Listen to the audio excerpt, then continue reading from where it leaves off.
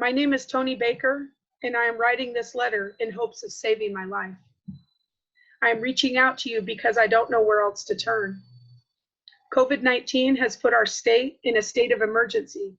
Without even contracting the virus, it is putting my life at risk.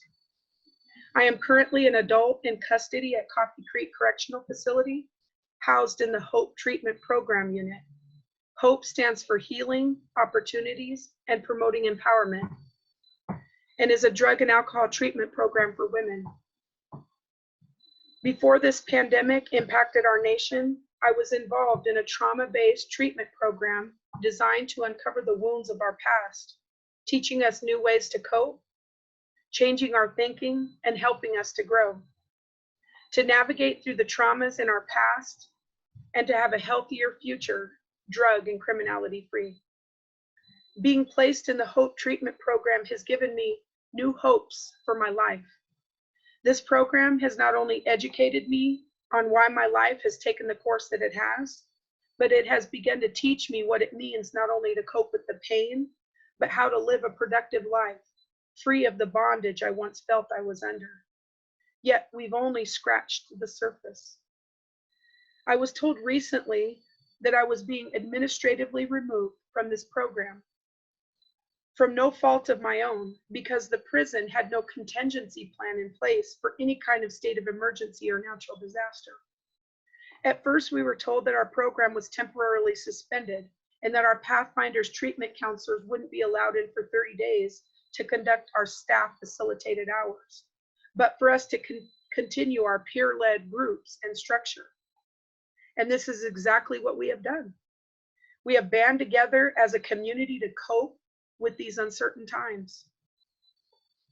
Banding together and keeping the structure of this treatment has kept us feeling safe and secure, not only with dealing with COVID-19 fallout, but with the trauma we were interrupted in working on with our groups and with our counselors.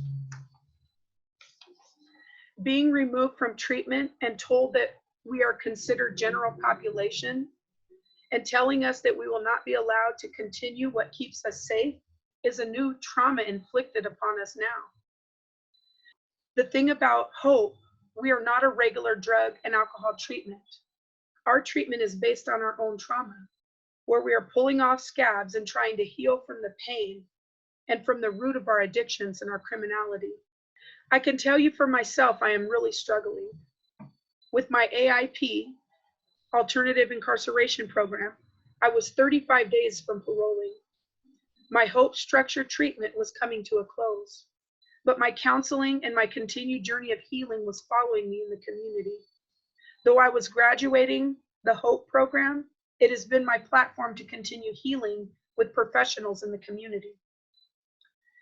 By taking not only my release date so I can continue the structure and counseling I need, they've also taken my treatment and the structure and safety I had in here.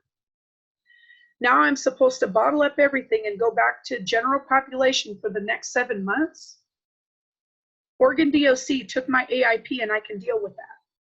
However, by taking me out of treatment and the safety in my structured community, I feel like ODOC is telling me that I don't matter. They're telling me that my recovery and healing isn't worth it to them. That all that hard work I've done and want to continue doesn't matter.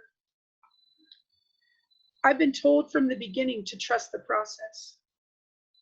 I've done my part when it's hard for me to trust. I've opened up and I am raw.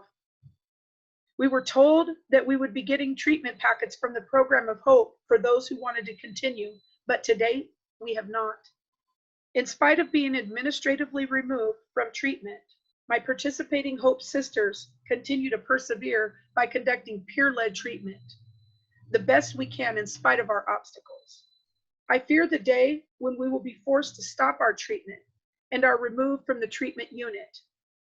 This structure is the only thing keeping me safe during this crisis. I fear what my mental state will be when I am removed from the structured community. I am writing this letter today in hopes to bring awareness of what's going on in here.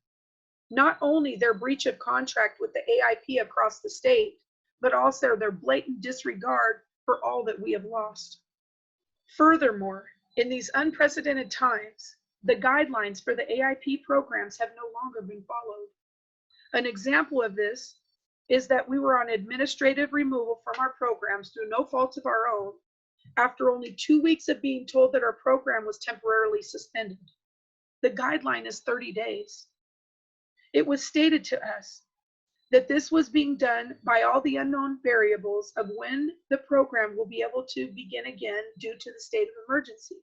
My question is this: during these unprecedented times, why couldn't a new president be made available to simply start the program once the state of emergency has been lifted? Or let us have our staff hours through video or phone conference? I know that Pathfinder's counselors were willing to do this. Many of us were told that due to treatment windows being closed, time out of the program, and other circumstances, we won't be able to participate in the stage that we were already at. Many of us won't have the time left in our sentence to restart the program at the beginning, if that were to even be an option for us.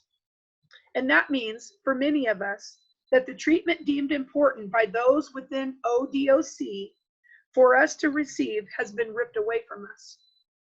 For a trauma-based program where many of us have opened up and exposed our vulnerabilities in order to heal, have been exposed further to further trauma.